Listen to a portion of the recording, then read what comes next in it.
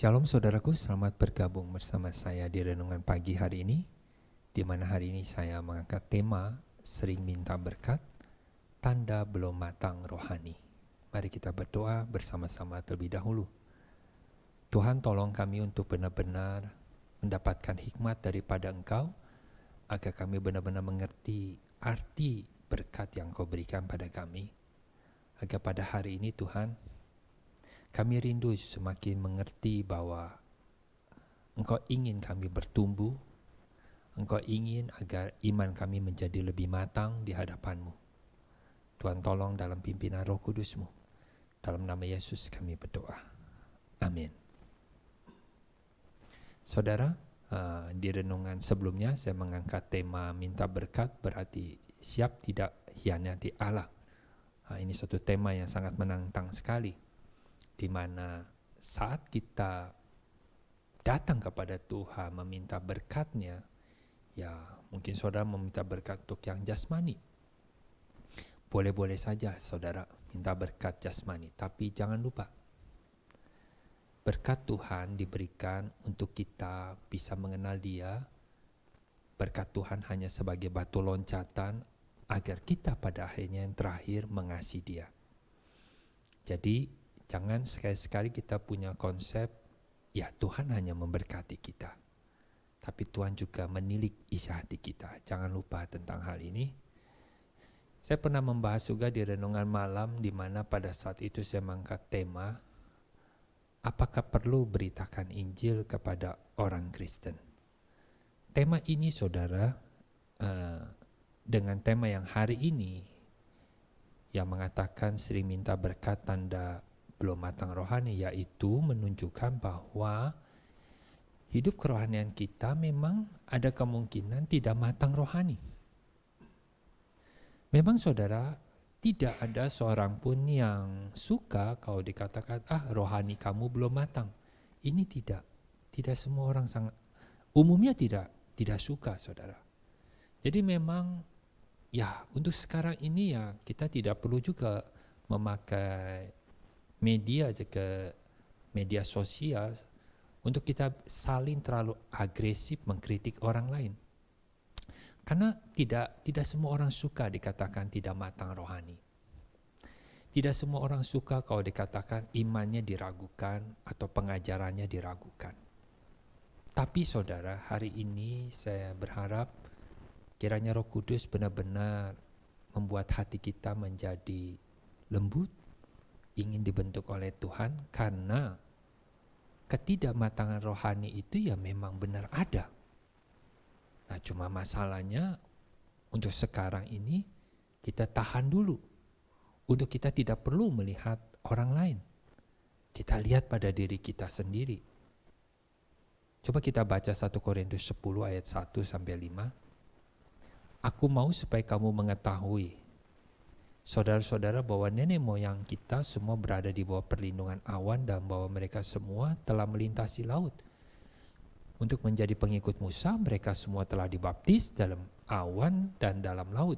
Mereka semua makan rohani yang sama, mereka semua minum minuman rohani yang sama, sebab mereka minum dari batu karang rohani yang mengikuti mereka, dan batu karang itu ialah Kristus.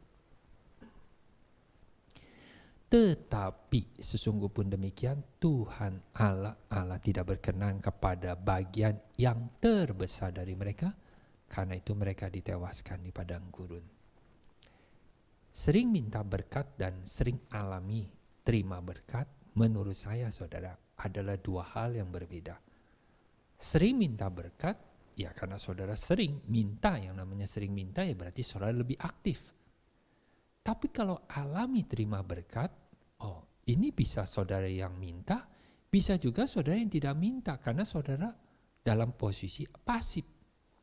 Nah saudara, tokoh-tokoh Alkitab, tokoh-tokoh iman di Alkitab itu seperti Abraham, Daud, Sadrak, Mesak, Daniel, dan semuanya, Musa, Samuel. Saudara perhatikan contoh-contoh hidup mereka, mereka alami berkat Tuhan. Tapi pada waktu mereka alami berkat Tuhan, ya enggak selalu dalam posisi mereka sedang minta.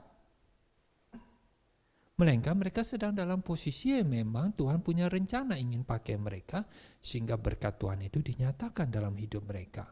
Dan perhatikan, mereka yang sudah mengalami berkat Tuhan ini malah memakai berkat yang mereka terima dari Tuhan agar kehidupannya jadi berkat lagi buat orang lain. Jadi harus dibedakan, saudara. Dan juga kita harus mengerti mau kasih atau tidak kasih berkat adalah kedaulatan Tuhan. Saya sebagai hamba Tuhan sangat-sangat memperhatikan hal ini karena apa, saudara? Ya ini kita nggak boleh sembarangan menerjemahkan bicara tentang kedaulatan Tuhan. Kita harus berhati-hati berkata-kata, mengajarkan jemaat. Karena apa? Kalau salah mengajar malah akhirnya kita terlalu mewakili Tuhan bahwa seakan-akan Tuhan mau memberikan berkatnya. Padahal tidak semua ayat-ayat di Alkitab bisa diterjemahkan dari satu sisi Tuhan ingin memberi berkat. Pastikan Tuhan memberi berkat ada tujuannya. Contohnya, kematangan rohani kan tidak bisa diukur dari jumlah berkat yang diterima. Orang itu kan merasa rohani kalau punya pengalaman rohani. Apalagi kalau seperti saya sudah jadi punya gelar pendeta. Bisa jatuh saya. Paulus bilang hati-hati. Jangan sampai kamu jatuh. Kematangan rohani tidak bisa diukur hanya dari berkat yang diterima. Coba baca di dalam Ibrani 11 ayat 13, 35-40. Mereka orang yang beriman kepada Tuhan tapi hidupnya malah juga tidak mengalami apa yang Tuhan janjikan buat mereka. Hidup mereka pun tidak seperti yang diajarkan. Wah, hidup beriman sama Tuhan, wah hidupnya luar biasa, lancar atau apa. Enggak, saudara. Mereka beriman tapi mereka tidak mengalami. Bahkan sampai hidup mereka di dalam posisi penganiayaan, Tuhan seakan-akan tidak menolong mereka. Tuhan seakan-akan memang tidak benar-benar melepaskan mereka dari penganiayaan. Tapi iman mereka tidak goyah. Jadi nggak bisa, saudara, kita berbicara tentang berkat Tuhan dan akhirnya kita mewakili Tuhan. Oh, Tuhan mau kasih ini buat kamu. Maka jangan heran nanti kalau suatu saat kan Tuhan sudah ngomong, Tuhan bukankah saya sudah melakukan ini demi namamu, melakukan itu demi namamu, usir setan dan semuanya. Tuhan bilang, aku tidak kenal engkau. Mungkin Tuhan memberkati orang itu, menyatakan berkatnya pada saat kita berdoa untuk orang itu. Tapi juga mungkin bukan karena kita, karena itu memang kedaulatan Tuhan yang memang sudah waktunya supaya orang itu mengenal Tuhan. Ingat, berkat Tuhan untuk kita mengenal Tuhan. Dia hanya batu loncatan berkat ini. Kepada siapa Tuhan akan memberikan berkatnya? Ini sudah beberapa kali di dalam renungan yang saya berikan, ya Tuhan memberikan berkat pada orang yang sungguh mencari Dia. Tapi berkatnya yang terakhir ada tujuannya adalah untuk kita merespon kasih Tuhan.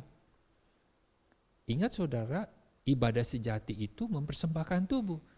Paulus katakan, demi kemurahan Tuhan aku nasihatin kamu. Kamu kan sudah alami kemurahan Tuhan. Ya aku nasihatin. Kita sudah kenal Tuhan, alami banyak berkat Tuhan. Nah harus ya, ibadah kita yang tadinya tidak sejati, yang main-main, yang asal-asalan, yang penuh dengan kemunafikan, lama-lama diubah, diperbaharui, akhirnya menjadi sejati sesuai dengan isi hati Tuhan, yaitu berkenan di hadapan Tuhan. Ini yang seharusnya. Jadi berkat Tuhan itu harusnya membawa kita ke level kita merespon kasih Tuhan. Coba kita lihat contoh Lukas pasal 15 ayat 19-31 itu berbicara tentang perumpamaan anak yang hilang. Ada satu kata yang beberapa kalimat yang saya berikan warna, yaitu satu, anak yang bungsu ini berkata, aku tidak layak lagi disebut anak Bapa, melainkan jadikan aku salah seorang upahan Bapa. Lalu anak yang sulung mengatakan, telah bertahun-tahun aku melayani Bapa. Lalu Bapa juga ada merespon, engkau selalu bersama aku, segala kepunyaanku adalah kepunyaanmu. Bapa juga mengatakan, adikmu telah mati dan menjadi hidup kembali. Saudara perhatikan, di sini dari Lukas pasal 15 ini ada dua poin yang mungkin kita bisa dapat renungkan kembali. Saya singkat saja karena saudara sudah cukup banyak mengerti, mendapatkan pengajaran tentang anak yang hilang ini. Yaitu poin yang pertama yang saya ingin bagikan supaya saudara juga bisa lebih dalam lagi merenungkannya. Tuhan bersuka cita melihat pertobatan kita. Saya yakin saudara pun juga tahu tentang hal ini. Yaitu pertobatan dari motivasi yang salah dalam beribadah dan melayani Dia. Jadi saudara, kita beribadah dan melayani Tuhan, ada besar kemungkinan motivasi kita salah. Lihat si anak yang sulung ini, dia katakan, aku sudah bertahun-tahun melayani Bapak, aku tidak melanggar perintah Bapak. Tidak seperti adiknya yang bungsu. Dan bahkan dikatakan, kok Bapak aku sudah melayani engkau, tapi kok engkau tidak memberikan aku seekor anak kambing untuk aku bersuka cita. Saudara, tujuan kita melayani Tuhan terakhirnya yang bersuka cita, yang senang, yang puas, itu Bapa atau kita. Nah, di mana letak kepuasan sejati kita? Bapa mengatakan, anakku, engkau selalu bersama dengan aku. Segala kepunyaanku adalah kepunyaanmu. Artinya gak perlu minta pun. Itu sudah milik kita. Ya benar, Tuhan akan memberikan kita berkat jasmani.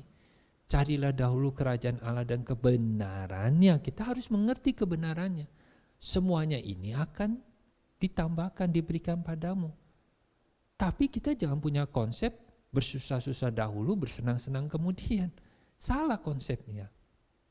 Kita harus mengerti kepuasan sejati. Ibadah yang sejati adalah kita memuaskan hati Tuhan. Kalau ibadah yang sejati seperti itu, berarti kepuasan yang sejati itu yaitu ditekankan untuk Tuhan. Yaitu maksudnya ketika kita ada bersama dengan Bapa. Seperti dalam pernikahan maupun dalam pernikahan suami istri biarpun tinggal di gubuk, tapi kalau yang namanya saling mengasihi itu menjadi kepuasan, saudara.